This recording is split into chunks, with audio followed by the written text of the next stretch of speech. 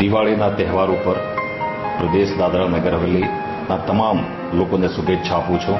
શુભકામના પાઠવું છું અને સાથે સાથે નવું વર્ષ બધાનું મંગલમય રહે, દરેકના જીવનમાં ખુશહાલી બની રહે, શાંતિ બની રહે, ભાઈચારો બની રહે અને જીવનમાં સમૃદ્ધિ આવે એવી પ્રભુને પ્રાર્થના કરું છું અને કામના કરું છું. સાથે સાથે આ પ્રસંગે પ્રદેશના તમામ લોકોનો દિલથી આભાર માનવા માંગુ છું કે આ વખતની લોકસભાની ચૂંટણીમાં જે ઐતિહાસિક જીત અપાવવા માટે મને મદદ કરી, 7મી વાર આ પ્રદેશના એમપી તરીકે મને ચૂંટાવીને લાવવાનું કામ પ્રદેશના લોકોએ કર્યું એ બદલ દિલથી આભાર પ્રદેશના લોકોનો માનું છું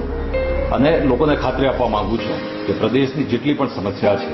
અને પ્રદેશના લોકોને જેટલીઓ પણ મેં ખાતરી આપી છે એ તમામ સમાધાન માટે અંતિમ સુધી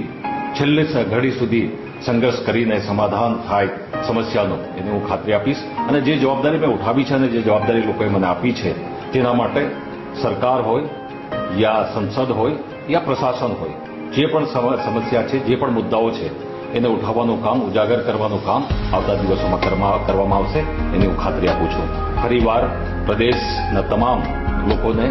દિવાળીના શુભ અવસર પર શુભકામના પાઠવું છું, શુભેચ્છા આપું છું.